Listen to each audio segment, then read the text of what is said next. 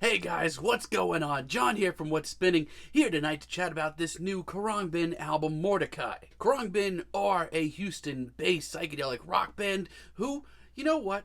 I'm just gonna say it, I was a little late to the party with. Around the time that they were making waves, I honestly wasn't listening to them. However, their debut, The Universe Smiles Upon You, is a pretty classy debut album. Not only that, but I think it introduces their sound pretty well. On this album, Khruangbin blended their psychedelic rock sound with some jam elements and soul and blues and Latin music, as well as a whole slew of other genres as well. It was all wrapped up tight with this very cosmic feeling. And their follow-up album I enjoyed just as much. It was very light on the ears, very soulful, but at times I kind of wish that they would switch up their sound a little bit. Now in 2019, when they reimagined that album with Hostile Cello, honestly, I was really getting a little fed up with Khruangbin. By this point, I really wanted them to switch up their sound, like, a lot. They did, however, drop that pretty classy EP with Leon Bridges earlier this year, and these singles leading up to this album have been actually pretty great, I feel. Like,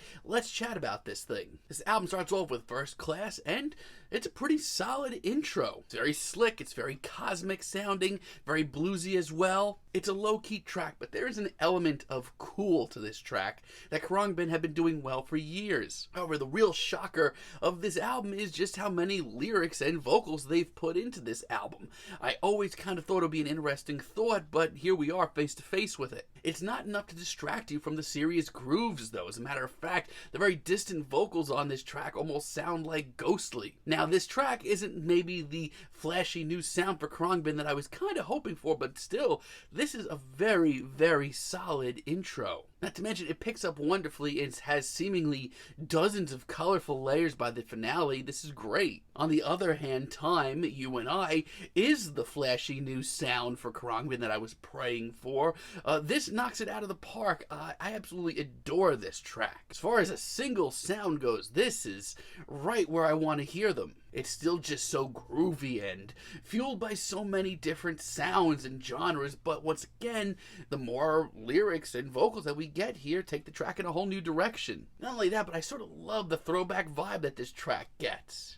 I mean, going into a track like this, no, it's not as cosmic and otherworldly as some of their early recordings, far from it. But it's still very hazy, almost psychedelic in parts, and honestly, overall, I think it's one of the best tracks they've ever written. On If There Is No Question, as far as a low-key track goes, I think this is one of the best tracks here. I love how laid back and smoky this track it is. It's even a little sexy at parts. And while still, in my heart, I kind of wish this track would open up just a little bit more, it's still one of the most colorful tracks here. Not to mention, as far as an otherworldly sounding tune goes, this is it. This is the one for the album right here. Also, huge thumbs up to the track Pelota. The band's Latin roots have been obvious and on display for years, but this is a new level. This is one of the most concrete tracks here, to be honest. The funk, the grooves, the soul, it's all here in spades, but once again, these vocals actually end up making this track about 10 times better. Now, honestly, I do think that some of the band's tracks do need a little updating still. I'm going to butcher this one, but I do think that Conosai de Face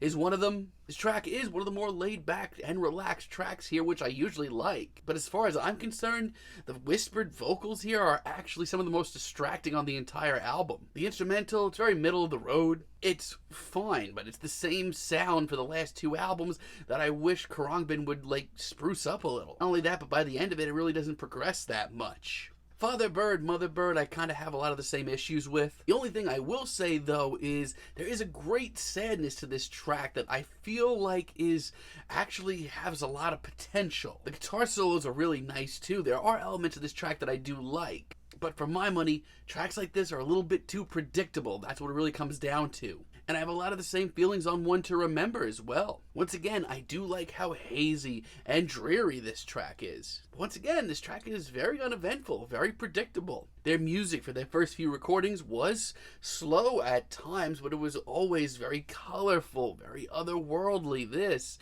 just kind of sounds very average. However, the rest of the album is pretty strong and shows Khruangbin's sound just getting even more unique. Dearest, Alfred is really cool. I love the soothing vocals here, and once again, how dreary this track is. Like, this track is so tragic sounding, and the slow pace on this one actually makes it even more so. This to me just sounds like a great progression for Khruangbin. Like, this is the sound right here. So We Won't Forget, on the other hand, is one of the most easy to digest tracks here. Just very straight up, likable funk with some really great vocals. Some of those prominent vocals here. It's just so filled with joy, and it's just so carefree. Makes you want to get up and join them in this track. I can only imagine hearing this track live. And they saved a great surprise for last. As far as an otherworldly jam goes, I think Shida is right on the money. Like, here, they really just lock in on these grooves, jam out for a few minutes, and it sounds so refreshing. Even if it is on the slow side, I think this is the complete package